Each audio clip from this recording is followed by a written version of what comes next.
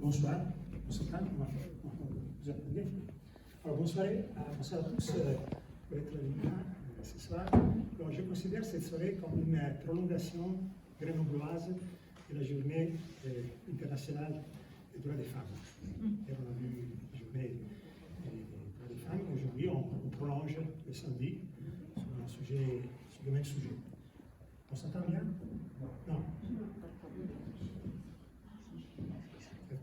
Puoi parlare qui? Ça va mieux? Non. Ça va? Ça me fait peur. Alors, la conférence de ce soir est organisée par 3 associations, donc Dolce Cinema et Grenoble, c'est une association, l'association des démocrates européens de Grenoble, en italien, c'est démocrates européens de Grenoble, et l'association sulla Vagabonda de Lyon. Donc, après cette brève introduction sur la séance, sur la série, nous présentons chacun son organisation, son association. Alors, il faut que je remercie quelqu'un pour cette séance, pour cette conférence. Déjà, je dois remercier l'écrivain, Ginevra Bersani Franceschetti, qui après va nous décrire, on va découvrir qui elle est et quoi.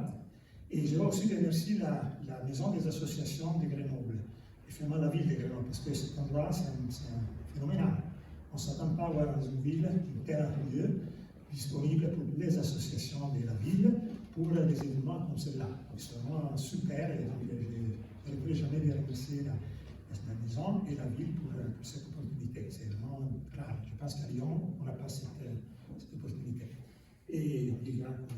Et donc, après ça, je me présente, je suis Pietro Maestri, le président de Dolce Cinema. Nous avons eu en effet, nous avons été inspirés par les démocratici européens pour organiser cette séance, parce que nous avons dit qu'est-ce qu'on peut organiser pour, comment dire, attirer un peu l'intérêt, pas pour attirer beaucoup de public, mais pour éveiller un peu l'intérêt de notre société, de notre ville, sur un sujet important. Quels sont les sujets importants? L'immigration, finalement. Et donc, les femmes, c'est quelque chose de problématique d'ailleurs au monde des femmes et des hommes, parce que ce n'est pas que le monde des hommes, des femmes, c'est le monde des femmes. C'est très important, donc il fallait privilégier un événement sur ce thème-là. Georges, il a trouvé ce magnifique livre, et donc il a insisté pour continuer dans cette direction, et donc je passe la parole à... Alors je dis que Dolce Cinema s'occupe du cinéma, comme dit les noms, et en effet notre mission c'est de promouvoir et de faire connaître la culture italienne plus en général. Bien sûr, la première priorité c'est le cinéma, mais la culture aussi, et on voit souvent que la culture, le cinéma, la littérature, le théâtre, la musique sont très liés l'un à l'autre. Donc c'est pour ça que nous sommes, malgré le nom de cinéma, nous sommes là ce soir. Je passe la parole à... J'ai envie de remercier suffisant Giorgia. Merci Pietro, merci Dolce Cinema et Cristiano et Lucia Labonda pour ces partenariats, pour l'organisation de cet événement. Mais surtout, merci Ginevra pour être ici, parce qu'on sait que tu as fait de la route, donc voilà, merci vraiment. Je représente, comme Pietro disait, l'Association démocratique européenne.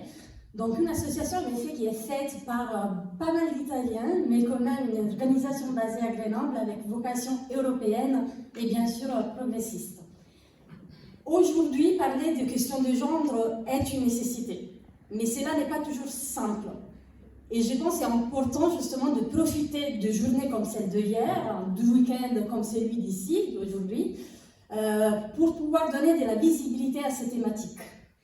Et je crois aussi que pouvoir le faire à travers des chiffres, des données et les faits qui sont présentés par le cost de la virilité et donc le coût de la virilité est un moyen concret et efficace. Donc je ne vais pas m'attarder plus, je laisse la parole à Cristiano et Ginevra. Et encore merci, bonne conférence à toutes et tous.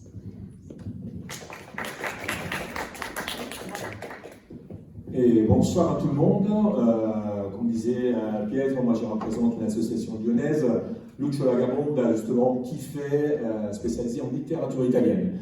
On a déjà eu des collaborations passées avec Dolce Cinema. Et je suis vraiment ravi de participer ce soir parce que Il Costo della Virilità a été vraiment une, disons, belle découverte, entre guillemets. Donc on est face à des faits, en réalité, qui nous concernent. Et donc je remercie bien évidemment notre invité, Ginevra Bersani-Franceschetti, qui nous présentera justement son essai, questo saggio, Il Costo della Virilità, publié par Il Pensiero Scientifico Editore. Avant de commencer, une très rapide présentation de notre invité. Ginevra Bersani-Franceschetti est une économiste, écrivaine, poète, parce qu'elle a obtenu un diplôme en finance à l'Institut d'études politiques de Paris. À l'âge de 17 ans, elle a publié son premier ouvrage, c'est un recueil de poèmes, qui s'appelle Ossa Sciolte, paru chez Serra Tarantola Editore, et dont les gains ont été redistribués à la maison des femmes de sa ville de naissance, Brescia. Elle a représenté l'Italie à Tokyo lors du sommet de Girls 20 en 2019, et elle a présidé l'association française Politique Elle, qui soutient le rôle des femmes dans la société. L'édition française de l'ouvrage, qui a anticipé la sortie des Costo della Virilità, a été publiée en 2021 chez Incarrière, écrit par Lucille Pétérin. Et Lucille Pétérin, qui sera d'ailleurs le 12 octobre à Lyon dans le cadre d'une semaine destinée aux journées féministes de Lyon. Alors, Ginevra, pour commencer, tout d'abord, merci d'avoir accepté l'invitation. Et si tu pouvais nous parler de la genèse de cet ouvrage, comme je vous disais, j'ai anticipé, on a commencé par la version française, donc un constat sur le coût de la virilité en France, repris par Ginevra par la suite. Et si tu pouvais nous donner aussi le choix du titre, que j'ai trouvé très pertinent et très accrocheur. D'accord. Déjà, merci beaucoup pour l'invitation. Je suis très contente d'être là. En plus, je ne connais pas Grenoble, donc c'est une bonne occasion. Donc, je commence par la deuxième partie de ta question sur la virilité et le choix du titre virilité. Et je sais que c'est un sujet très sensible à traiter. Et sur ça, je pense qu'il y a une clarification assez importante à faire dès le début. C'est-à-dire que quand on parle de virilité, on fait référence en fait à un concept qui est construit culturellement, construit socialement, par lequel au travers duquel on éduque surtout les garçons et les hommes. Donc, les femmes aussi peuvent y être acculturées, mais surtout les garçons et les hommes. Et donc, notre objectif, c'est pas de cibler les hommes en tant que tels, mais plutôt de remettre en question cette éducation qu'ils reçoivent et qui fait que, statistiquement, ils sont plus portés, ils auront plus de probabilité de commettre des infractions, des délits, des crimes ensuite que les femmes. Donc voilà, pour répondre à ta première question.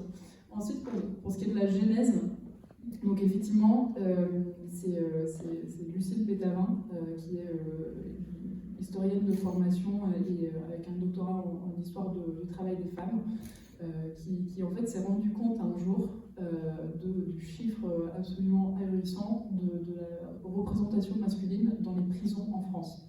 C'est 95% des personnes emprisonnées sont des hommes. Nos prisons sont pleines d'hommes.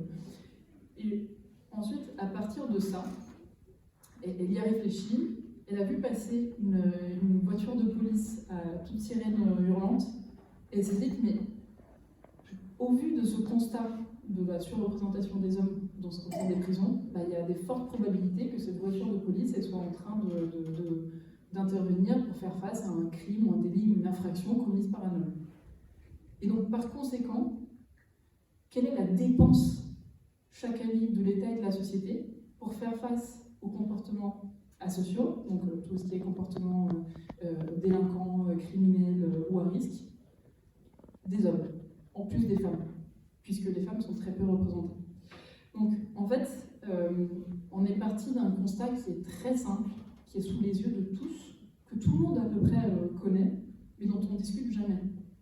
C'est-à-dire la surreprésentation des hommes dans tous les faits de criminalité, dans tous les délits, les infractions, les comportements à risque en France et en Italie. Donc moi, je vais vous parler du cas italien, puisque Lucille m'a donné le droit en fait, de repliquer son étude sur les données italiennes. Si vous voulez les données françaises, il y a le livre de Lucille qui a écrit en 2021. Et donc, c'est en Italie, donc, quand je dis que les hommes sont responsables de l'énorme majorité des comportements asociaux en France et en Italie, à quel chiffre je me réfère? Je me réfère pour l'Italie, au chiffre du ministère de l'Intérieur. Donc si on prend la moyenne pondérée sur environ 460 délits, crimes et infractions dans le droit italien et les environ 2 millions de mis en cause par la justice italienne chaque année, la responsabilité masculine est de 83%, tout délit confondu. C'est donc une surreprésentation sur tous les délits et crimes, mais surtout sur les plus graves. Donc pour vous donner une idée, les chiffres des mis en cause en Italie, c'est 92% des responsables de meurtre, c'est 99% des auteurs de viol, 83% des auteurs d'accidents mortels de la route, c'est 87% des responsables de violences sur des enfants, 94% des trafiquants de drogue, 82% des fraudeurs fiscaux, et la liste continue pour encore 450 délits. Donc, face à ces chiffres, qu'est-ce qu'on peut conclure? La première chose, c'est que si tous les hommes ne sont pas des criminels et des délinquants, encore l'énorme majorité des délinquants et des criminels sont des hommes, et cela est vrai indépendamment de la classe d'âge qu'on regarde, indépendamment de l'ethnie, puisqu'en Italie on a des statistiques ethniques, on a pu le démontrer avec les chiffres italiens et pas avec les chiffres français, indépendamment du niveau social, indépendamment du niveau d'études, par exemple. Le premier critère qui va définir les criminels et délinquants en Italie comme en France, c'est qu'il s'agit d'hommes. Et donc, qu'est-ce qu'on en conclut aussi? C'est que les activités publiques de nos ministères, de nos services de justice, de nos services de défense, ils fonctionnent surtout pour les hommes. Et donc, de ce fait, en fait, on constate un énorme angle mort dans nos politiques publiques, puisqu'on n'en parle pas. Personne n'a jamais entendu parler de ce problème.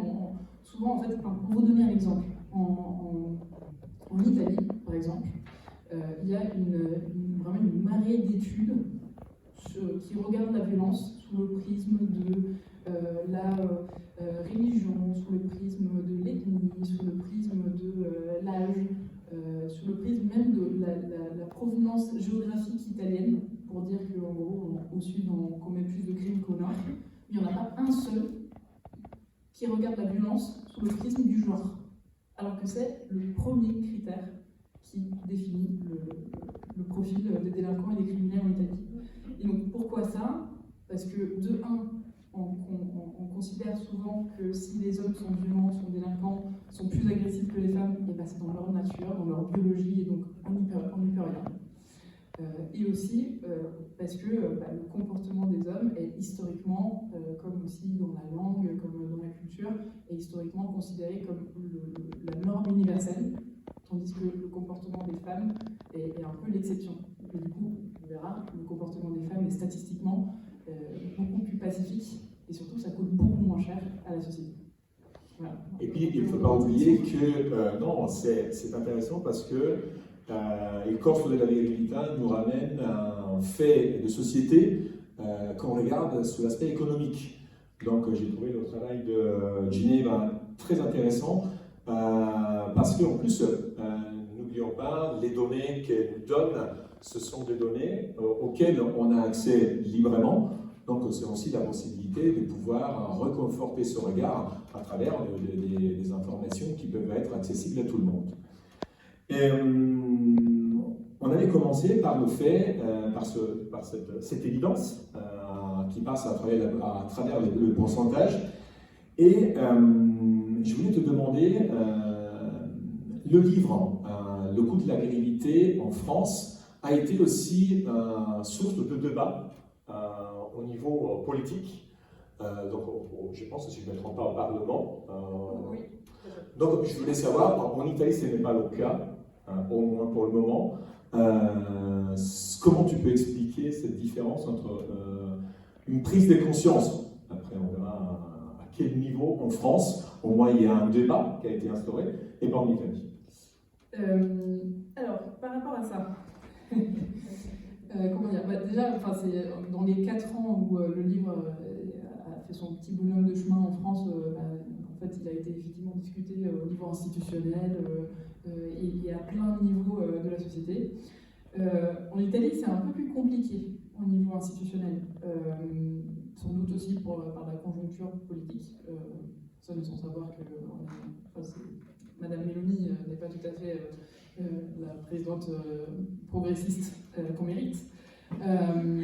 De un, et c'est en ce moment même, en fait, pour illustrer la réponse, en France, au même moment où on inscrivait dans la Constitution française la liberté à l'avortement, au même moment, en Italie, on a proposé une loi pour qu'on fasse écouter le battement de cœur des enfants, enfin des fœtus, aux mères enceintes qui voulaient avorter. Ça, voilà. On n'est pas au même niveau, je pense. Et qu'après, de manière générale, en Italie, on a toujours été en retard. Quand tu regardes, même, ça c'est très concret en fait. Quand on regarde toutes les lois pour la parité qui ont été instaurées en France et en Italie, et il y a toujours un jeu de 5-10 ans. C'est toujours. Je vois la tête. Mais c'est en fait, quand une loi est passée pour le droit des femmes ou pour le droit des minorités, par exemple les homosexuels, en fait, quand on fait des lois, si on arrive à faire des lois en Italie, du même acabit, c'est toujours 5-10 ans après. Clairement, l'IVG c'était 5 ans après, le droit de vote c'était 5 ans après, on est toujours en retard. Et après, de manière générale, l'Italie reste un pays plus violent, plus patriarcal, et ça c'est pas moi qui le dis, ce sont les chiffres. Si on regarde les coûts de la vérité qu'on a calculés en Italie et en France, en France on est à 95 milliards d'euros par an, en Italie on est à 99. Vous direz c'est à peu près pareil. On a 10 millions d'habitants de moins. Donc en fait, si on ramène ce coût pro capite, ça nous fait 1700 € par an en France, en Italie, contre 1400 en France, pro capite. Donc voilà, on est en retard un peu sur tout. Et d'ailleurs, c'est juste, je pense qu'on n'a pas défini ce que c'est que le coût de la vérité. Donc je vais le faire très rapidement pour que ce soit clair. Donc le coût de la virilité est un calcul assez simple.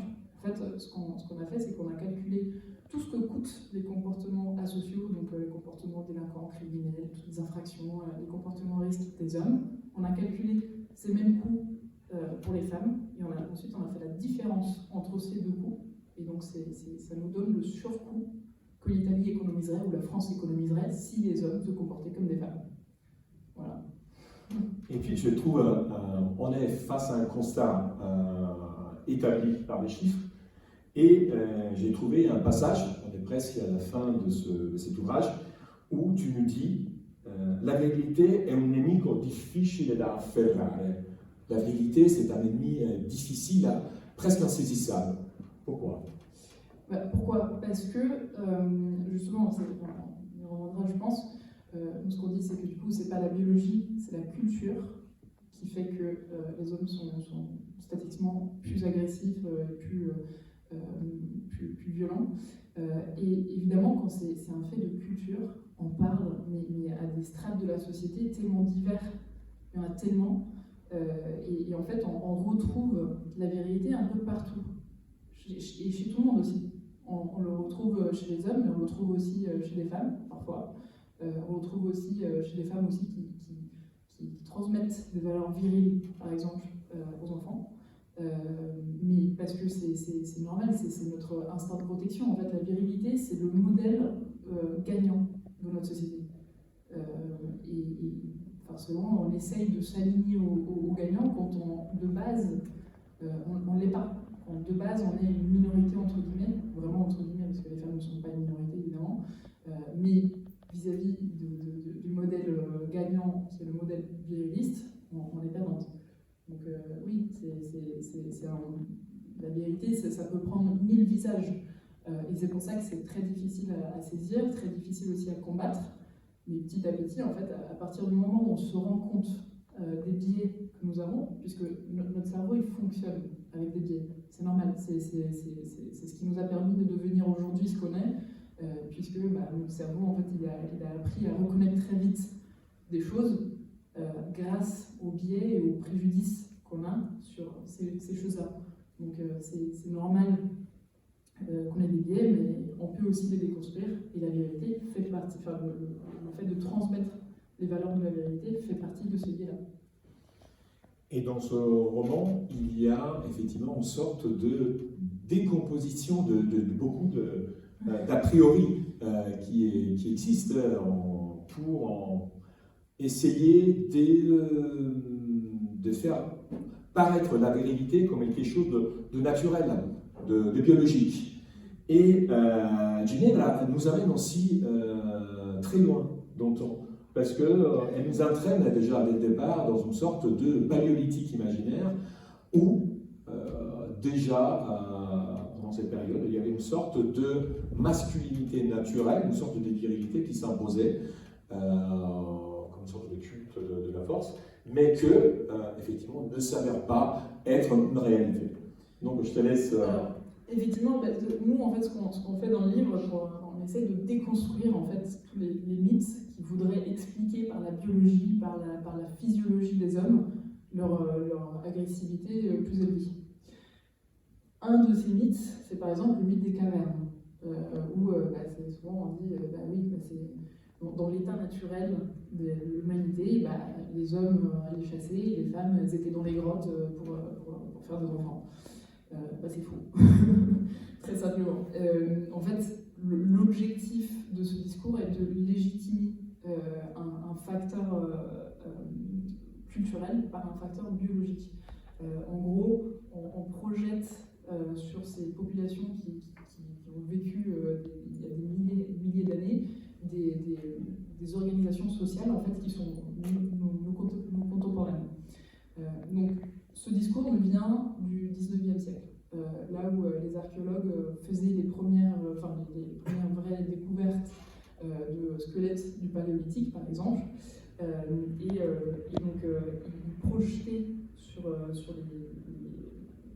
les traces archéologiques qu'on trouvait des organisations sociales qui sont nos contemporaines. Et un exemple qui est par ailleurs très marrant, c'est à chaque fois qu'ils trouvaient des squelettes avec des armes ou des bijoux ou des offrandes en tout genre, en fait ils associaient ces offrandes, ces armes et tout au pouvoir.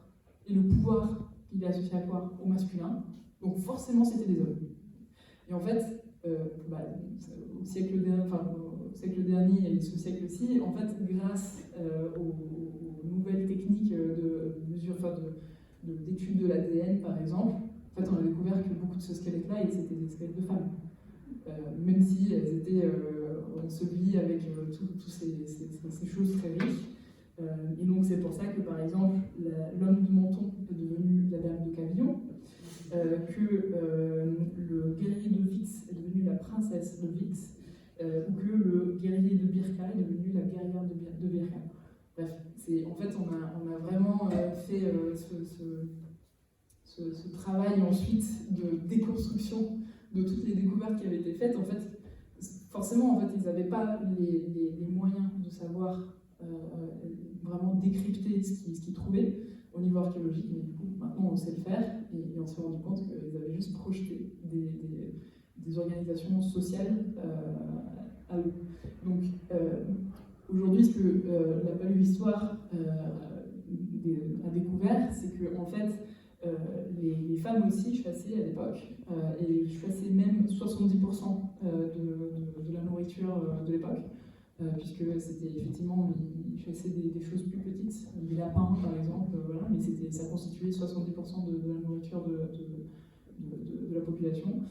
Les femmes aussi avaient du pouvoir, et en fait ce que les paléohistoriens ont démontré, c'est que la dégradation des conditions de vie des femmes est arrivée beaucoup plus tard. Donc pendant le néolithique, quand il y a eu la sédentarisation, etc., où effectivement les femmes ont commencé à faire plus d'enfants, parce qu'au paléolithique, les conditions étaient tellement dures que les femmes pratiquaient un espacement des grossesses pour éviter de rester enceintes beaucoup pendant leur vie, parce que c'était affaiblissant pour leur corps. Et en fait, à partir du moment où ils se sont sédentarisés, effectivement, ils ont commencé à faire plus d'enfants parce qu'il y avait besoin de plus de mains pour travailler dans les champs. Voilà. Donc ça, c'est un des mythes qu'on déconstruit dans le livre. Et il n'y a pas seulement un problème d'homme de caverne, on passe aussi par des raisons multiples. Pour échapper à un problème culturel d'éducation, on a celui aussi d'avancer d'autres arguments, comme celui de la testostérone, ou des arguments à caractère neurologique. Donc, dans le même cas, on arrive à décomposer ces mythes, ces constructions qui se sont installées au fil des siècles. Et même dans ce cas, on arrive au même constat. Oui, effectivement, qu'il n'y a rien de biologique qui explique que les hommes soient plus agressifs que les femmes. Du coup, je rentre dans le détail. Un petit peu, qui n'est pas mal. Au moins sur le neurologique, parce que c'est vraiment intéressant. Sur le neurologique, là, encore une fois, c'est le 19e siècle, il y a pour quelque chose, parce qu'en fait, pendant très longtemps, on a pensé que les cerveaux des femmes et des hommes étaient différents, et du coup, qu'il y aurait une différence d'intelligence, par exemple. Et ça vient en fait du 19e siècle où un monsieur, Paul Broca, a pris une série de cerveaux masculins et féminins, il les a pesés. Elle dit il y a environ XX grammes de différence entre les cerveaux en faveur des hommes, donc les femmes sont bêtes. Donc là, évidemment, avec les nouvelles technologies, on a découvert que ça n'a rien à voir. Le poids des cerveaux et l'intelligence de ceux qui les portent. Et d'ailleurs, même le cerveau d'Einstein, qui est conservé en formaline depuis les années 50, il est 10% moins lourd que la moyenne. Donc c'est une épreuve de plus. Et aussi, par exemple, souvent on dit que les connexions cérébrales entre les hommes et les femmes ne sont pas pareilles. Et donc, les hommes seraient plus agressifs parce qu'ils ont plus de connexions cérébrales entre le lobe central et le cervelet, qui sont les sièges de l'action, alors que les femmes ont en général plus de connexions cérébrales entre l'hémisphère droit et l'hémisphère gauche, qui est le siège de la réflexion. Ça, c'est vrai. Effectivement, il y a de manière générale cette différence entre les cerveaux des hommes et des femmes. Comment on a vu ça? Avec des études qui ont été faites sur des cerveaux de personnes adultes, environ 2000, et ils ont constaté cette différence. Le problème là-dessus, c'est qu'un enfant, quand il vient de naître, en fait, il a à peu près 10% de ses connexions cérébrales qui sont formées. Donc, que ce soit un garçon et une fille. Le reste des 90% restantes est formé au fur et à mesure des expériences que l'enfant, le garçon, l'homme fera au cours de sa vie. Donc, en fait, il y a des études, par exemple, qui montrent que quand on a des rapports, enfin, quand les parents ou n'importe quel adulte a des rapports avec un enfant, un garçon, il aura des rapports plus toniques qu'avec les filles, par exemple. Ce sera beaucoup plus dans l'action. Et c'est là où il y aura plus de connexions cérébrales qui vont se faire entre le lobe central et le cervelet, par exemple. Donc en fait, c'est vraiment au niveau des expériences et des enseignements qu'on reçoit que nos connexions cérébrales se font. Donc par exemple, si je prends le cerveau d'une ballerina et le cerveau d'un expert comptable, là ça va pas du tout être pareil. En fait, déjà, on est 7 milliards, 8 milliards d'êtres humains sur cette Terre, il n'y a pas un cerveau qui est pareil aux autres, de 1. Et de 2, il n'y a pas de fatalité dans le genre du cerveau. C'est vraiment en fonction de ce que l'enfant et l'adulte ensuite fera que ces connexions vont se faire et vont être différentes. Et dans tous les cas, il n'y a aucune preuve que plus de connexions entre le lobe central et le cervelet porte à plus d'agressivité chez les hommes que chez les femmes. Donc, voilà. Donc autant alors dire que dans cette violence, il y a une sorte de conditionnement culturel qui, en quelque sorte, encourage les hommes à des comportements déviants ou violents. Oui, tout à fait. Sur ça, justement, c'est les sciences de l'éducation et de la sociologie qui nous apportent des réponses. Puisque, en fait, beaucoup d'études démontrent qu'on n'éduque pas vraiment de la même façon les garçons et les filles. Et ça, on le fait de manière complètement inconsciente. C'est vraiment au niveau de l'inconscient, on ne s'en rend pas compte. Je parlais tout à l'heure des biais, c'est là où on les retrouve. Et donc la notion au centre de cette différence d'éducation, donc au centre de l'éducation qu'on donne aux hommes, c'est la virilité.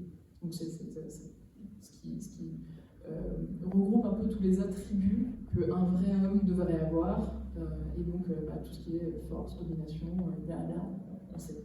Et c'est une projection qui est aussi transmise par les femmes à leurs enfants. Complètement. Justement, c'est sur ça, je disais tout à l'heure que la culture, c'est vraiment, on joue toutes les strates, les femmes aussi en sont responsables. Mais attention, c'est pas les seuls, parce que c'est, un enfant, il reçoit des stimuli de sa mère, autant qu'il en reçoit de son père, et même par l'absence du père. Il comprend des choses, en fait, un enfant imite. Donc s'il voit son père s'absenter, ça aussi, ce sera quelque chose d'intériorisé. Et donc, par exemple, sur ça, il y a des études, pareil, assez rigolotes. Par exemple, sur un enfant, ils ont fait une étude sur un enfant aux États-Unis. C'est-à-dire un petit garçon, vraiment un petit, il devait avoir quelques jours. Donc ce stade-là, en fait, on ne se rend pas compte si c'est un garçon ou une fille. Et cet enfant, on l'a habillé en jaune. Et on a dit à toute une série d'adultes qui rentraient dans la salle où cet enfant était placé, on leur a dit en fonction que c'était une fille ou un garçon. Et après qu'ils aient vu l'enfant, on leur a demandé de décrire cet enfant. Et du coup, donc, en parlant du même enfant, la plupart des adultes, en fait, ils projetaient sur cet enfant, quand il était présenté comme une fille, des adjectifs de douceur, oh qu'elle est douce, oh qu'elle est mignonne, oh qu'elle est gentille, voilà, qu'elle est calme. Voilà. Et quand c'était présenté comme un garçon, c'était oh là là, il est tonique, il est vivace, il est sympa, il est marrant. En fait, à partir de ces premiers jours de la vie d'un enfant, on projette des choses différentes alors qu'on n'en sait rien en fait sur le vrai sexe de l'enfant. Et là aussi, pareil, il y a une étude qui a été faite sur l'allaitement dans les premiers jours de vie d'un enfant. Et donc là, par exemple, ils ont montré que les mères, de manière inconsciente évidemment, sans le vouloir, avaient tendance à donner beaucoup plus de rythme à une fille, à une petite fille, quand elle allaitait, donc à décider de quel sein elle allait manger, quand est-ce qu'elle allait manger, tandis qu'elle laissait beaucoup plus libre les garçons nouveau-nés de décider de quel sein ils allaient manger, de décider quand est-ce qu'ils allaient manger, par exemple. Et donc ça, c'est vraiment c'est l'un des exemples qu'on a, mais c'est vraiment pour dire à quel niveau d'inconscient on est quand on transmet des valeurs, parce que dès les premières heures de vie, en fait, on enseigne aux filles qu'il faut respecter des règles, qu'il y a des règles et qu'il faut respecter, et aux garçons qu'il y en a beaucoup moins pour eux. Voilà. Et qui sont réconfortés dans leur discipline. Voilà. Et ensuite, c'est ça, il y a encore beaucoup d'exemples, surtout sur l'enfance et sur l'adolescence, où justement on laisse beaucoup plus passer les comportements déviants chez les garçons que chez les filles. C'est pareil, j'ai un exemple personnel là-dessus. J'étais au lycée, en Italie, et à un moment, toute la classe, tous les garçons de la classe ont commencé à faire le hola en essayant de faire les singes. C'était en faisant les singes, ils faisaient une hola. Voilà. Moi, j'étais la seule fille qui s'est unie à cette hola de singes, la seule qui a une note sur le cahier et qui allait voir la recteur, c'était moi. En fait, le comportement des garçons, c'était pas un problème, mais le comportement, sur la note, il y avait écrit Ginevra s'est comportée comme des garçons. Je le promets, je l'ai écrite. c'est ma mère qui me l'a envoyé, on l'a encadré à la maison, ça. Littéralement, en fait, c'est un comportement déviant chez les filles, il est beaucoup plus sanctionné que les garçons.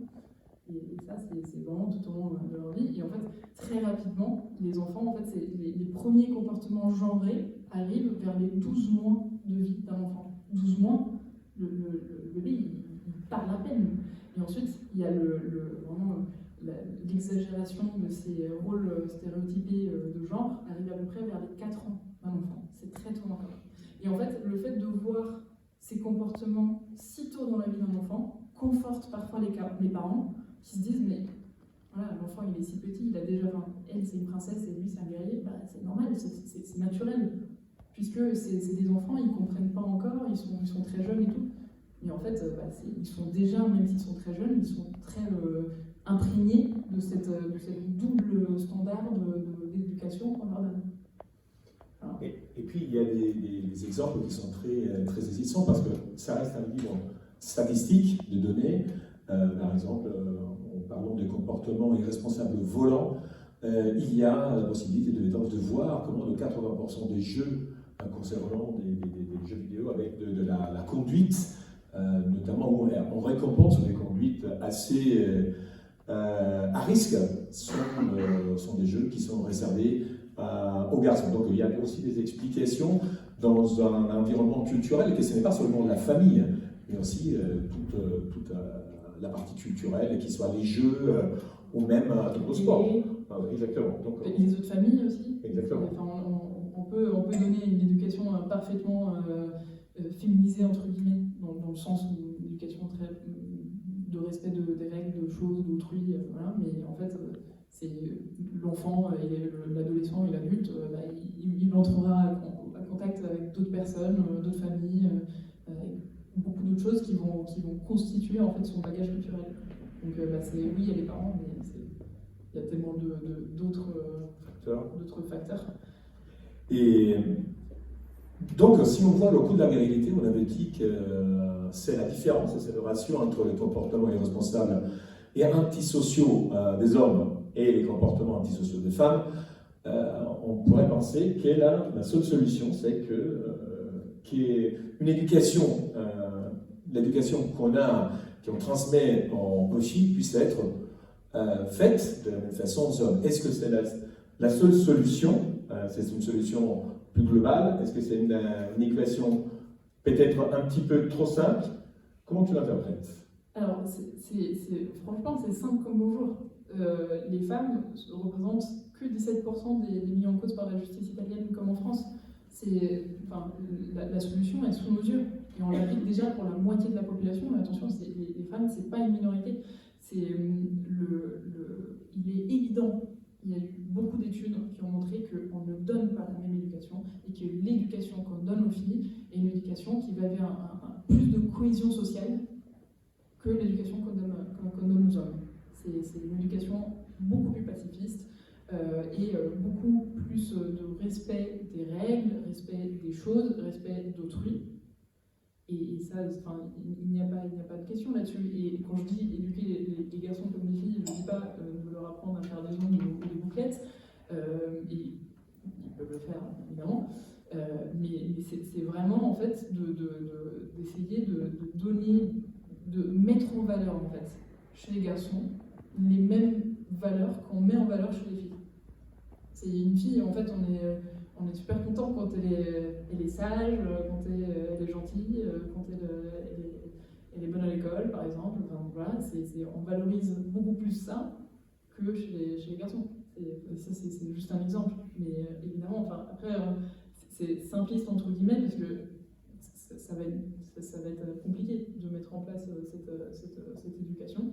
Mais après, voilà, il y a des leviers qui sont politiques.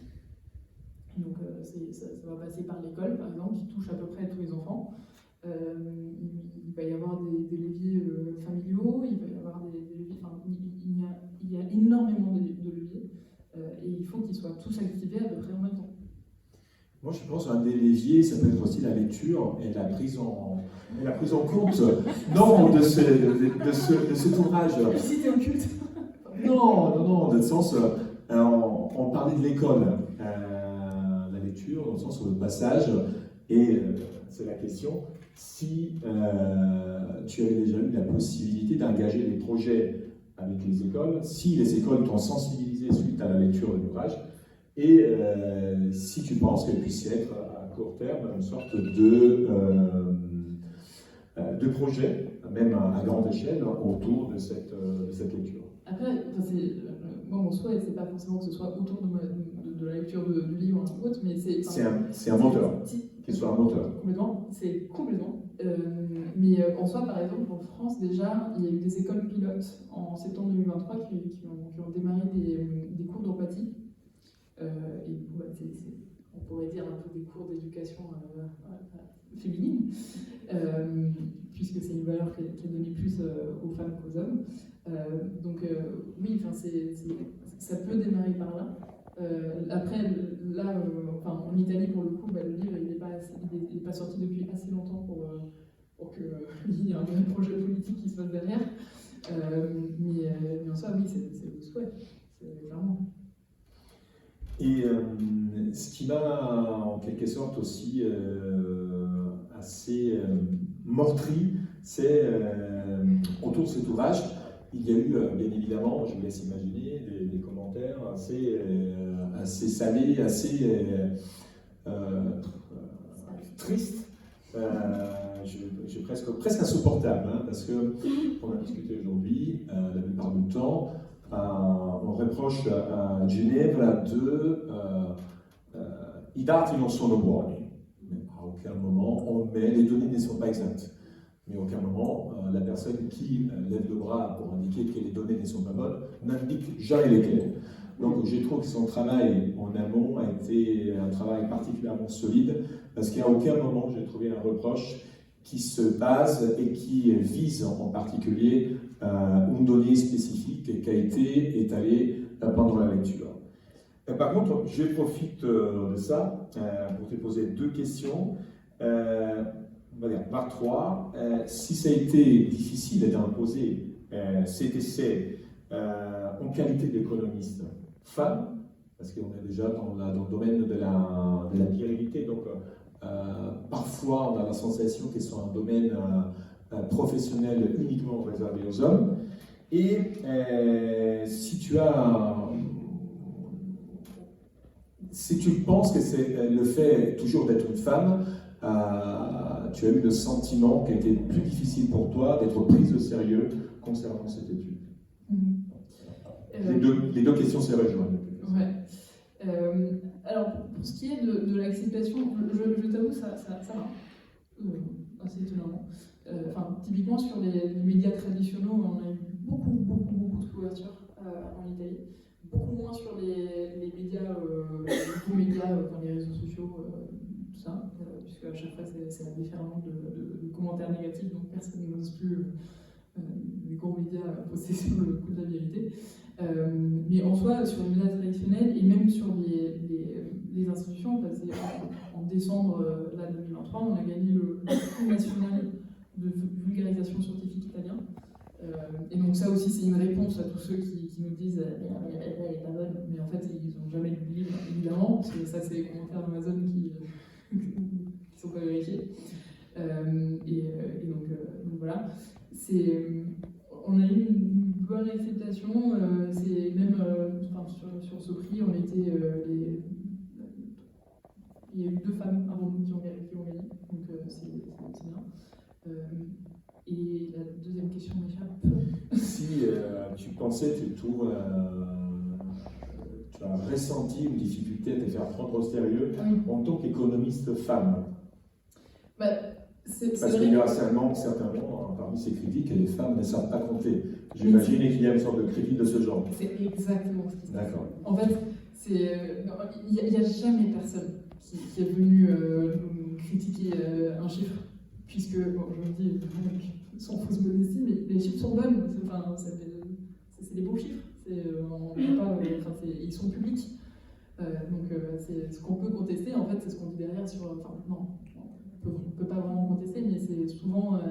Ils viennent nous reparler de biologie pour expliquer que les hommes sont plus violents que les femmes parce qu'ils sont biologiquement porter. Et par ailleurs, sur ça, juste un point, si vraiment c'était une question de biologie, si vraiment, par exemple, la testostérone, on l'a pareil en anglais, on démonte le mythe, si vraiment la testostérone était quelque chose qui domine les hommes, mais dans ce cas, juste quand on les juge au tribunal, il faudrait les juger comme on juge les fous.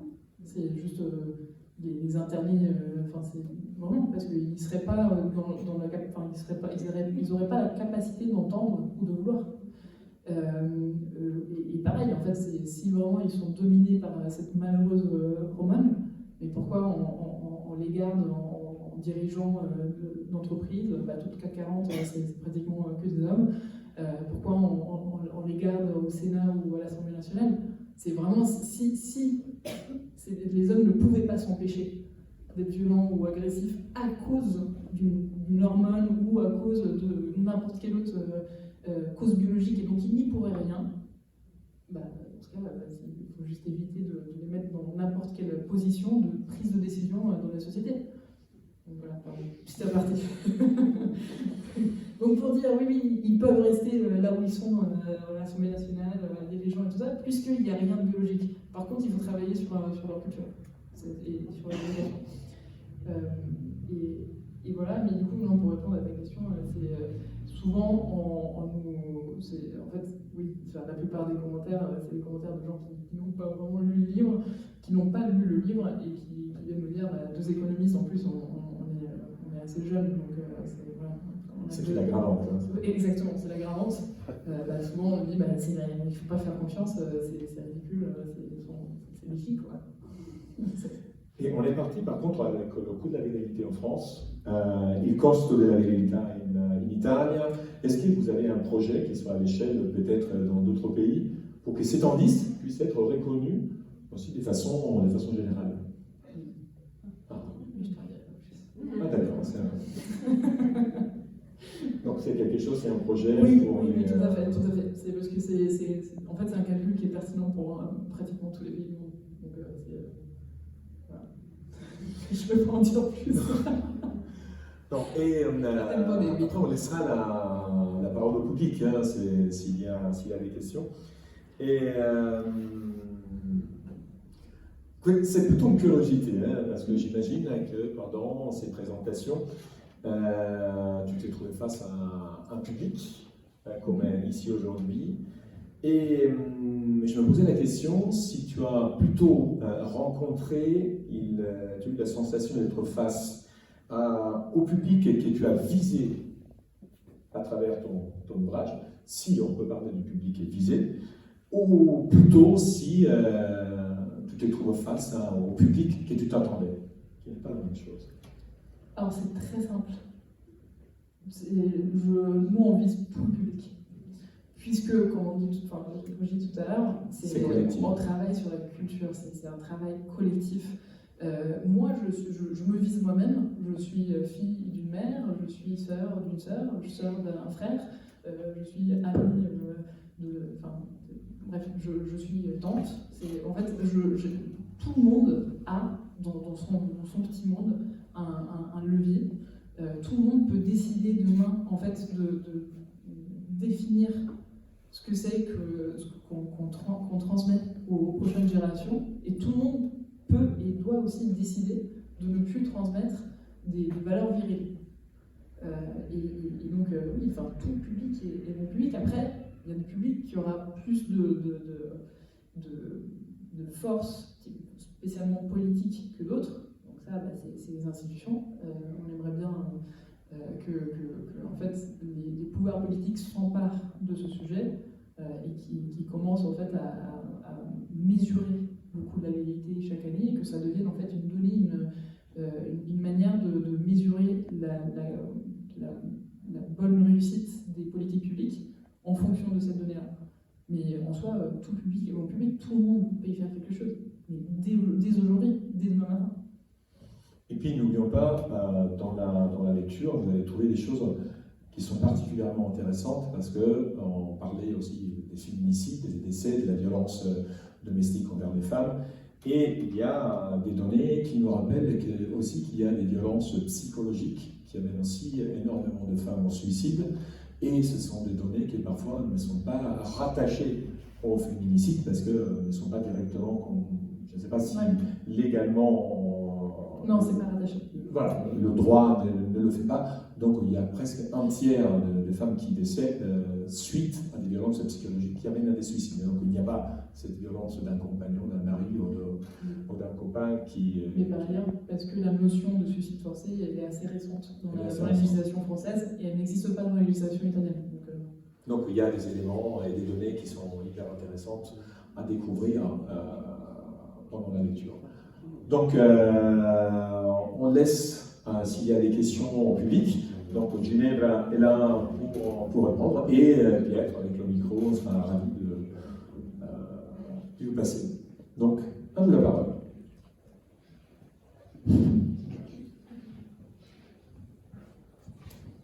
Moi, je voulais revenir sur ce que vous avez dit au sujet du patriarcat et l'importance du patriarcat en Italie.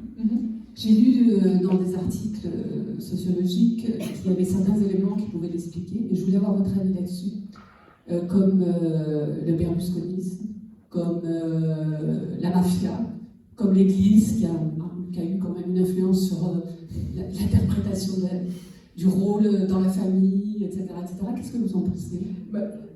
Sur ça, justement, je ne suis pas rentrée dans les détails, mais effectivement, le Vatican joue un rôle tellement gros aussi dans la perpétuation des rôles genrés. Où est-ce que doit être la femme, c'est à la cuisine et à la maison, et où est-ce que doit être l'homme, à travailler.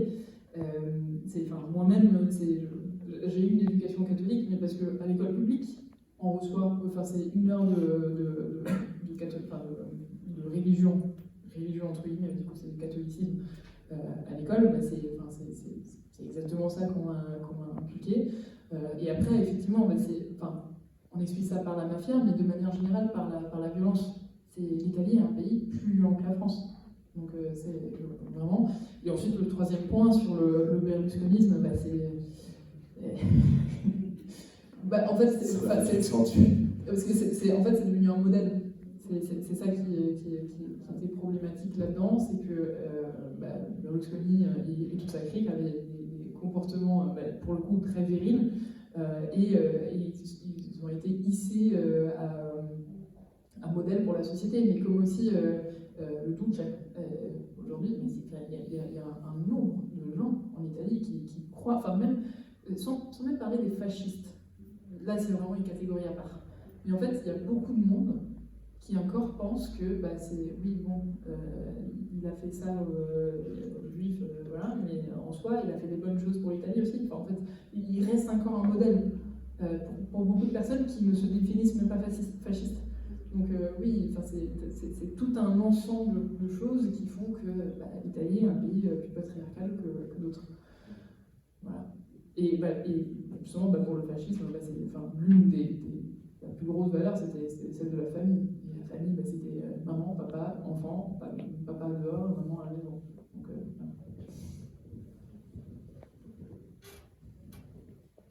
Je suis sûr que vous avez envie de parler. Une question, je vois la citation.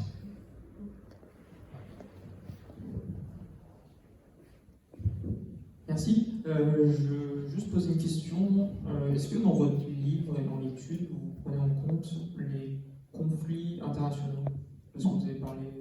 Non, justement. Ça, on en parle à la fin, en fait. C'est en fait le coût de la vérité, on pourrait le calculer sur plein de choses.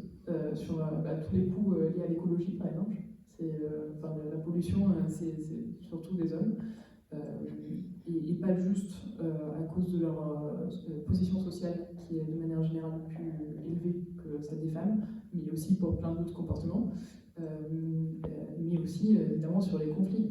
C'est les conflits, mais aussi les crises économiques, par exemple. Le coût de la vérité est applicable sur plein de choses, mais non, on ne l'a pas inclus dans le calcul parce que là c'était un peu trop.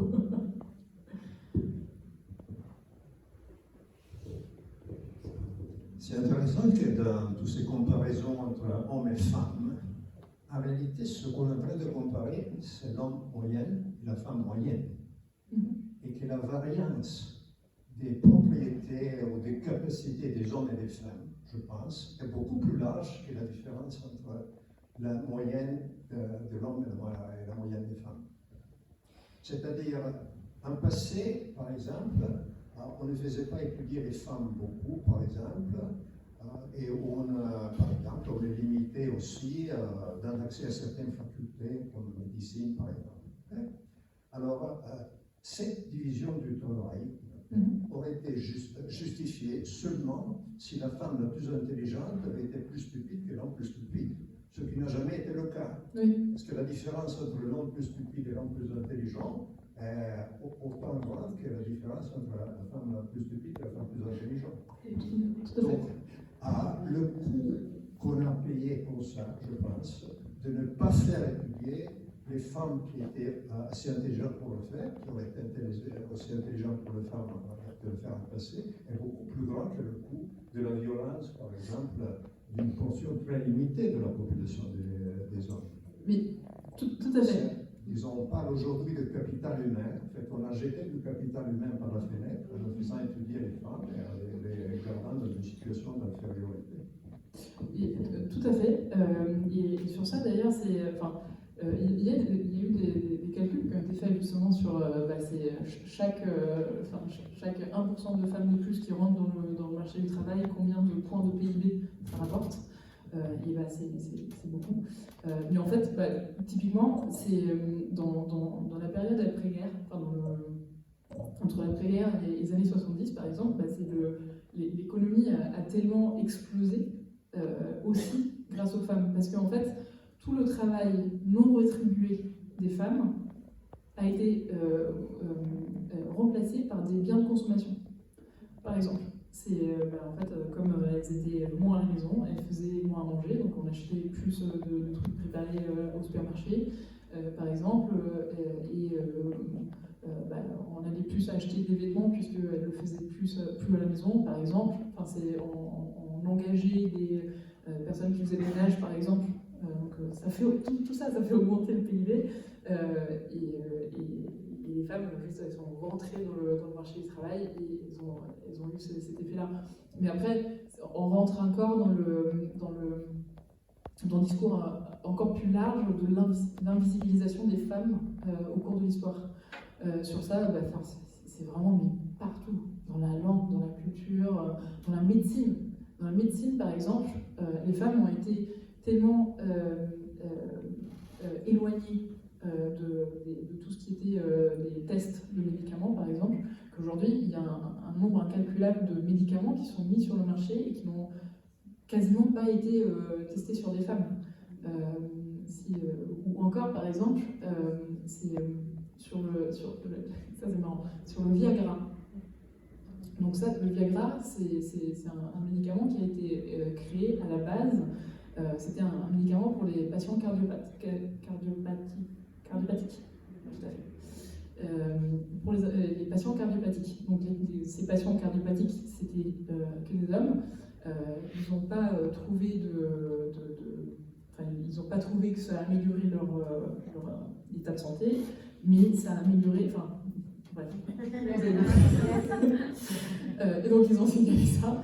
Et donc c'est comme ça que le Viagra est né. Et en fait, 30 ans plus tard, on a découvert que la même formulation du Viagra était utile pour les désaménorrhées. En fait, c'est les douleurs juste avant ou pendant les règles. Donc 90% des femmes ressentent à des niveaux plus ou moins différents. Mais on l'a découvert 30 ans après, puisqu'elles n'étaient pas dans les tests scientifiques de ce médicament. Donc en fait, ça c'est un exemple parmi vraiment beaucoup. Les femmes ont été invisibilisées que ce soit dans les études ou dans plein d'autres choses, c'est l'une des conséquences, et aussi c'est un PIB moindre comme vous dites, le coût, en fait, ça coûte plus cher de ne pas avoir fait rentrer les femmes dans les études que l'inverse. Voilà.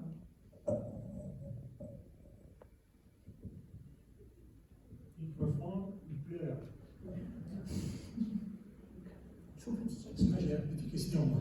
Parce que, au-delà de parler des moyennes, c'est vrai qu'il y a une distribution des hommes qui ont, à cause des attributions viriles, une tendance supérieure à la violence par rapport à la distribution des femmes, qui, grâce à leur éducation, on a une attitude plus sur pour trouver des solutions condivisées au lieu de trouver des solutions imposées. Mais quand même, les 90, disons, c'est pas les voyous, les personnes qui ont des comportements dangereux, ou criminels, ou peu importe, ils ne sont pas la majorité. Non, c'est une partie. Ça ne signifie pas que les autres ne sont pas à risque. Parce que quand on a une courbe portée vers la violence, alors la question est, je pose la question parce que quand je regarde les commentaires horribles, les mauvaises opinions sur le livre, je trouve que les gens n'ont pas lu le livre. Deuxième, il ne connaît pas ce que c'est un donné. Parce que là, souvent, sur le système, on parle pour la réaction, pour l'émotion, on ne pose même pas le problème si les données sont correctes. En plus, ils viennent d'une femme, donc ils sont souvent mauvais. C'est inconcevable que vous pouvez, pas pour moi, vous pouvez regarder et comprendre les données assez compliquées que c'est les données de mais la question est, je vois cette réaction, que pour un côté, c'est la réaction violente des gens qui sont vraiment au marge de la courbe. Et en même temps, je pense que votre livre, ce n'est pas un livre contre les hommes, au contraire, c'est un livre qui va stimuler. Ça défend les hommes. Ça va stimuler une réflexion pour trouver, pas l'élimination de tous les contenus de la virilité. Parce qu'en plus, j'ai vu que quand il réclame, il faudrait calculer les avantages de la virilité. Moi, ça me fait un peu rire, mais donc, en tout cas, qu'est-ce qu'on peut faire pour... C'est bien d'aller dans la direction d'éliminer les contenus dramatiques de la virilité. Après, si vous en voulez, j'ai quelque chose à vous proposer plus tard. Et c'est très intéressant, pas du tout. Mais le point, c'est que qu'est-ce qu'on peut faire au-delà de simplement c'est pas le bon mot, mais simplement à modifier l'éducation de façon pas brutale. Qu'est-ce qu'on peut faire pour changer petit à petit cette attitude? Parce que c'est bien, on peut commencer ce soir, même pas demain, mais en même temps, on est confronté à une réaction abominable, non? Sur ça, je pense que c'est assez simple. En fait, avant de faire une action, quelle qu'elle soit, envers un enfant, par exemple, ou un adolescent, se poser la question, est-ce que je lui dirais la même chose? Est-ce que je ferais la même chose avec lui? Est-ce que si c'était une fille? Et l'inverse aussi. Et du coup, en fait, là, c'est vraiment la seule façon de se rendre compte dans son petit monde, en fait, de ce qu'on transmet. Parce que, comme je l'ai dit, c'est souvent pas du tout voulu. Et c'est pour ça que c'est très difficile à saisir. Mais oui, enfin, c'est aussi simple que ça. C'est se poser la question de est-ce que je ferais la même chose si c'était un garçon? Est-ce que je ferais la même chose si c'était une fille? Et en fait, essayer d'aligner avec ce qu'on transmet aux filles, quoi. Parce qu'on sait que c'est, enfin, de manière générale, après, nous on parle de grand nombre, c'est sans doute qu'il y a beaucoup de parents, beaucoup de familles, beaucoup de teachers qui déjà transmettent des valeurs d'empathie, de respect des règles et tout ça, aux garçons comme aux filles. Mais de manière générale, pour ne pas se tromper, je pense que c'est la meilleure des façons. C'est poser la question. C'est poser la question. Poser la question, ouais. Et agir en conséquence, du coup. Répondre à la question. Moi, je n'ai pas une question, mais j'ai un commentaire plutôt dans un sens positif. Ce que j'ai trouvé vraiment intéressant et que se poser la question, c'est déjà quelque chose qui va dans un bon sens, parce que moi, par exemple, je travaille dans le milieu psychiatrique et c'est vrai que la violence, très souvent, est beaucoup plus fréquente chez les hommes. Nous aussi, on a un peu les mêmes problématiques. On a une très grande majorité de personnes hospitalisées qui sont hommes plutôt que femmes, dans mon service et tout. Mais effectivement, les comportements violents, on les voit plus. Et effectivement, on ne pense jamais à ça, à comment on pourrait faire, en fait, pour pour colmater ce gap en fait. Pourquoi ça arrive ça? Et je trouvais, et c'est un commentaire un peu général, je trouvais que finalement votre livre ça me donne un grand espoir. Parce que si c'était que biologique, eh ben, on ne pourrait rien faire. Et par contre, puisque c'est l'éducation, ça nous permet aussi de dire ben, je vais m'interroger de moi-même, est-ce que mon comportement peut changer et comment à travers un changement de mon comportement je peux quand même contribuer à un changement sociétal qui est demandé aussi en Italie parce que malgré je veux dire tout l'orientation politique et tout, l'intérêt récent qu'on a pratiquement tous les jours à la radio, à la télé pour les féminicides, pour les suites, pour les morts de femmes et tout.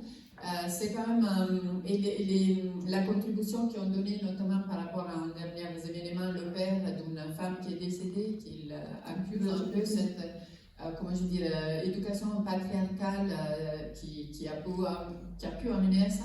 Je trouve que ça reste quand même un espoir pour notre société. Merci beaucoup, je sais exactement le message qu'on veut faire passer, donc c'est génial. Super.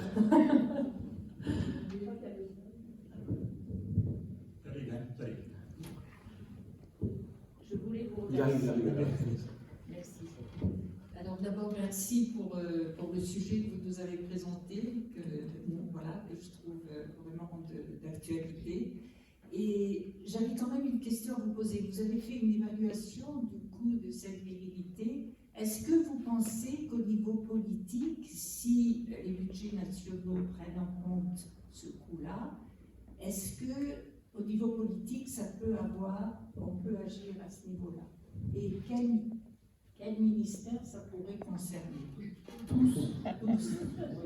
Enfin, surtout tout ce qui est défense intérieure, donc tous les services de police, de gendarmerie, de secours, mais aussi la santé, enfin le ministère de la Santé, avec toutes les victimes que la vérité fait chaque année, et c'est pas que les femmes, c'est même surtout les hommes. En fait, ce qui est important de noter, c'est que c'est la vérité, à la fin des fins, il n'y a personne qui sort gagnant ici. Parce que nous les femmes, c'est évident, on subit des violences systémiques et sexuelles tous les jours, mais aussi les hommes. En fait, on a des hommes qui, d'abord, ne répondent pas aux impératifs de la vérité, et donc ceux-là, ils se font harceler, ils se font victimiser par les autres hommes qui répondent aux impératifs de la vérité, mais aussi les hommes qui répondent aux impératifs de la vérité, ils se tuent entre eux, ils se font du mal, c'est 83% des morts sur la route, et c'est aussi du coup ceux qui produisent les accidents sur la route, c'est par exemple à 14 ans, un garçon, il aura 70% plus de chances qu'une fille de se tuer dans un accident, que ce soit de la route ou autre chose. En fait, c'est un comportement évitable. Entre eux, en fait, ils s'entretuent, il n'y a personne qui sort gagnant de cette histoire. Mais pour l'instant, c'est pas pris en compte. Mais donc, non, pour l'instant, c'est pas pris en compte. On voudrait beaucoup que ce soit pris en compte, puisque en fait, ça peut devenir très rapidement un moyen de mesure des politiques publiques et aussi de diriger les politiques publiques là où il faut. Typiquement, là, sur les accidents mortels de la route, ça c'était l'une des grandes victoires de Lucile. L'année dernière, donc 3 ans après la sortie du livre, pour la première fois, le ministère des Transports a fait une pub anti-accident de la route qui représentait des jeunes garçons qui buvaient. Parce que c'est eux les premiers qui font des accidents mortels de la route. Ensuite, il y a les autres garçons, ensuite il y a les hommes adultes, et ensuite il y a les femmes. Et en fait, jusqu'à avant le livre, c'était pas du tout pris en compte. La semaine... On généralisait les jeunes au volant. Oui, mais la semaine dernière, au milieu de semaine en Italie, c'est le ministère des Transports qui a sorti une nouvelle pub anti-accident mortel de la route. Je vois un oui. C'est 2 filles qui sont à la conduite d'une voiture. Alors qu'en fait, statistiquement, les filles, elles font beaucoup moins d'accidents. En fait, si on ferme les yeux sur les vrais responsables des actes, eh ben, on ne peut pas les viser, on ne peut pas faire de la sensibilisation si on ne sait pas qui c'est. Mais en fait, on sait très bien que ce sont des hommes. Il faut juste avoir le courage politique de viser la sensibilisation vers eux, et pas, vers eux en priorité évidemment, parce que les femmes aussi elles font des accidents de la route, mais beaucoup moins. Et une politique publique, elle essaye de baisser en premier les plus gros coups, et ensuite les autres. Et ben, pour ça, il faut viser les hommes surtout. Mais donc pour vous répondre, non, c'est pas pris en compte, mais ça peut devenir un moyen très très puissant en très peu de temps. Voilà. Question? Si je peux poser une deuxième question, et vous dites que la responsabilité, disons, de continuer à cet accent sur la virilité, de la culture, de l'éducation, moi je dirais que c'est quand même étonnant qu'on n'a pas réussi dans je ne sais pas combien de dizaines de milliers d'années à changer de ces valeurs. Et que ce qui était au centre, ce n'était pas la culture, mais des institutions plutôt formelles, par exemple sur l'héritage, qui étaient réservées aux hommes, principalement l'aîné. Et même ceux qui sont considérés aujourd'hui des valeurs qui peuvent être considérées déviantes, ne l'étaient pas forcément de la même façon avant. Dans une société dans laquelle la guerre est très importante, la virilité n'est pas hors place comme elle serait dans une société qui a la paix. Oui. Et donc, mais je pense que dans nos sociétés d'aujourd'hui, en fait, la guerre ne devrait plus avoir de place. Et la virilité devrait avoir la même place que la guerre, c'est-à-dire rien en fait. Alors, on devrait avoir plutôt des valeurs collaboratives. On peut avoir des petites différences dans la distribution des qualités dans la population, mais pas des différences comme ça qui continuent à faire du mal à la société à tous les niveaux. Mais je suis très d'accord avec vous. Je suis très d'accord sur ce que vous dites. Après, vous dites on n'a pas réussi à changer en quelques milliers d'années, mais en fait, on n'a jamais essayé. Parce que jamais on a remis en question cette donnée. C'est la preuve, enfin, c'est toutes ces études qui regardent la violence sous tous les autres spectres possibles et imaginables, et pas sous le spectre du genre, qui est vraiment le premier critère.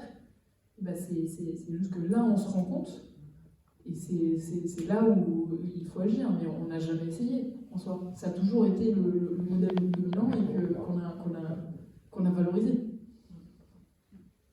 Moi, j'ai un exemple, parce que moi, j'étais étudiant en ingénierie, et dans une classe, il y avait une classe admissible de 300 élèves. Il y avait en moyenne, il y a 40 ans, il y avait en moyenne 2, 3 ou 4 filles sur 300 étudiantes. Et chaque fois qu'une fille rentrait dans la salle, c'était wow. Donc chacun avait son nom spécifique. Et c'était pas blanche-neige. Et donc, finalement, aujourd'hui, la quantité, le pourcentage est un peu augmenté. J'ai posé ça qu'il y a des femmes ingénieurs qui, a priori, ne pouvaient pas l'être, parce qu'ils n'ont pas la mentalité. Donc, ils sont en condition de détruire complètement au niveau technique, au niveau capacité de simulation, d'abstraction, la plupart des hommes. Donc, c'est quelque chose c'est un paradigme qui change très rapidement, pas suffisamment rapidement. Je me souviens que j'ai vu des jeunes femmes qui sont engagées dans l'armée de l'air et sont devenues plus performantes des Top Gun parce qu'ils ont certaines attitudes qui, on peut généraliser, ce n'est pas dans les détails. Mais je voulais venir sur une chose, vous avez dit que vous devenez les hommes. En effet, je trouve que c'est vrai parce que si on a 82 personnes des accidents. Les accidents, c'est 83. 83 des accidents provoqués par des hommes. Si on regarde les victimes, c'est aussi 83%. Les hommes, ils sont encore plus nombreux. Et donc, on se choisit mal. Les victimes sont majoritairement hommes. C'est intuitif. Oui, parce que c'est les auteurs aussi. Non, les auteurs se tuent aussi. Ils font partie des victimes. Oui, mais je veux dire, je me tue, mais je tue aussi d'autres personnes. Oui. Donc, en théorie, il faudrait avoir un pourcentage inférieur. du tronc. Pas forcément. Pas forcément. Ça dépend de ce qui est sur la route. Après, c'est aussi, il peut y avoir, souvent, c'est pas juste une voiture qui est en tort. S'il y en a deux, il y a plus de probabilité que ce soit deux hommes. Puisque les femmes, elles font beaucoup moins d'infractions sur la route. Oui, voilà, mais c'est ce que je disais. Ils se tuent entre eux. C'est pas sachant qu'on parle avec le même nombre de kilomètres. Oui, il ne faut pas imaginer que si les hommes conduisent plus, et bien évidemment, on s'expose à plus de risques. L'étude, on est en train de parler de même nombre de kilomètres parcourus par des conducteurs femmes ou hommes. Donc, l'importance de l'étude et de cette statistique, et celle-ci, c'est on prend en compte aussi une distance égale. Normalisée. Exactement. Merci beaucoup, c'était vraiment super intéressant. Ce que je retiens un peu finalement, c'est pas le problème que ce soit un homme ou une femme, mais plutôt quelle éducation on a reçue à la naissance. Et du coup, je me pose des questions, parce qu'il y a quand même des différences au niveau biologique, qui n'expliquent pas le comportement qu'on observe peut-être, mais si on arrivait à avoir une absence de différence au niveau de l'éducation entre hommes et femmes, est-ce que vous pensez qu'on pourrait résoudre vraiment tout? Parce que je pense par exemple, un homme, il a statistiquement plus de force, peut-être que ça induit aussi un comportement quand même plus violent, parce qu'on a joué avec cette force, ou par exemple, les femmes aussi actuellement sont plus sujettes à par exemple, à de la dépression. Est-ce que... oui, je sais que ça interroge, je ne l'explique pas, mais est-ce que du coup, si on arrivait à avoir une éducation qui était vraiment similaire entre hommes et femmes, ces critères pourraient disparaître ou être juste atténués ou totalement disparaître? Qu'est-ce que vous en pensez? Alors, je trouve ça très intéressant comme question. Sur la première, sur la force, d'ailleurs, je trouve ça marrant. Je ne sais pas si vous m'avez vu, je fais 1m90. Donc, je suis 12 cm en plus que la moyenne des hommes. J'ai beaucoup de muscles. J'ai fait, mais c'est. Donc, ça, c'est mon exemple personnel. Mais en soi, je pense que c'est pas ça qui est relevant. Pourquoi? Parce qu'en fait, à partir d'un certain niveau d'évolution, ça c'était un historien qui disait que c'est Paul Demoule, qui disait qu'à partir d'un certain niveau d'évolution sociale, dans tous les cas, les critères biologiques ne rentrent plus en jeu. On est tellement évolué au niveau social, on est assis à l'intérieur d'un bâtiment avec des chaises, on n'est plus des sauvages. Donc on ne se fait plus dominer par notre biologie et nos instincts reptiliens. Et donc c'est pour ça que je pense que ça n'a pas lieu d'être. Et donc même si l'éducation était la même, je pense que les muscles n'auraient rien à voir là-dedans. Et aussi, ce que je dis en passant, c'est en fait les hommes ont souvent plus de muscles aussi parce qu'ils font plus d'exercices de musculation, puisque c'est plus valorisé chez eux. Après, le fait qu'ils aient plus de muscles plus facilement parce qu'ils ont, je ne sais plus pourquoi, mais voilà, ils ont plus facilement plus de facilité à créer de la masse musculaire que les femmes. Nous, c'est plus de la masse grasse. Donc voilà, je pense que ça ne touche pas. Et ensuite, pour ce qui est de la dépression, ça c'est très intéressant.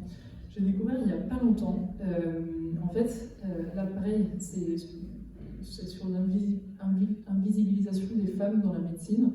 Et là, c'est sur beaucoup de choses en fait. Ils ont fait des études, et notamment sur l'utilisation d'antidépresseurs. Donc ils ont fait des études sur des hommes et des femmes qui avaient des symptômes similaires. Et en fait, ils ont vu que la douleur des femmes était souvent remise en question plus que chez les hommes. C'est-à-dire que, en fait, elle était plus souvent inexpliquée, puisque dans la médecine, juste on connaît moins les femmes. Et ça, ça vient pas de maintenant, ça vient des débuts de la médecine, mais parce que c'est normal, parce que les médecins, c'était surtout des hommes, donc ils étudient surtout les hommes, avant tout, et les hommes caucasiens. C'est pour ça aussi que dans la médecine, il y a beaucoup de manque aussi pour tout ce qui est de la médecine ethnique. Et par exemple, les corps asiatiques ont des différences et des différents symptômes qui font qu'on ne va pas les soigner de la même manière. Et donc en fait, sur cette étude qu'ils avaient faite, ils avaient montré qu'à symptômes égaux, on a plus tendance à prescrire des antidépresseurs aux femmes et sur les mêmes symptômes, donner des antidouleurs aux hommes. Parce qu'on considère que quand un homme parle de sa douleur, il parle vraiment d'une douleur concrète. Alors que souvent, chez les femmes, on remet en question cette douleur et on se dit, j'arrive pas à me l'expliquer, donc je donne plus d'antidépresseurs. En fait, c'est pas forcément, les femmes ne sont pas forcément plus en dépression que les hommes. Après, peut-être aussi qu'il y a des facteurs culturels, je ne suis pas médecin, et voilà. Mais donc ça aussi, ça explique un peu qu'on ait cette impression que les femmes, elles sont en fait plus compliquées, que leur douleur se trouve plus dans leur tête que dans leur corps. Alors que c'est pas forcément le cas. Et ce qui est très drôle, c'est que c'est une prophétie qui est auto-réalisatrice, parce que comme je vous le disais, pour moi, je pensais sincèrement que les femmes étaient plus sujets à la dépression. Je suis médecin en fin d'année et je pense que je fais plus attention aussi à ces symptômes, parce que je sais qu'elles sont plus sujettes. Donc finalement, je fais entre guillemets gonfler les chiffres qui vont dans ce sens-là. Mais sans doute, dans ce cas, je vous conseille un livre que du coup j'ai fini de lire il y a 2 semaines, mais incroyable ce bouquin. Il parle beaucoup de la médecine et des gaps de genre en médecine. Ça s'appelle Invisible de Caroline Criado-Pérez. Il est juste incroyable et elle apporte, c'est pour ça que j'ai beaucoup aimé, c'est que des données, c'est beaucoup d'études, et sur la partie de la médecine, c'est vraiment, j'ai ouvert les yeux. Voilà. Je trouve ça d'autant plus intéressant que ce soit un futur médecin qui le lit. Je vous remercie. J'ai ça en vie. Bonsoir et merci. Et je vais essayer de me faire comprendre. Quelque chose qui m'interpelle, c'est savoir pourquoi les sociétés, depuis très longtemps et jusqu'à aujourd'hui, se sont fondées sur un modèle patriarcal. Et est-ce que aussi, alors après, est-ce que quelque part, l'homme en général n'a pas peur de la femme? Est-ce qu'il ne trouve pas, par ce modèle de société, à la contenir, à l'empêcher de s'épanouir, à l'empêcher de faire, d'être son égal, ou même peut-être plus? Par exemple, à l'époque de l'Inquisition en France, on a vu que chaque femme qui pouvait apporter quelque chose qui était réprimée, vous avez compris. C'est très intéressant. Une question, c'est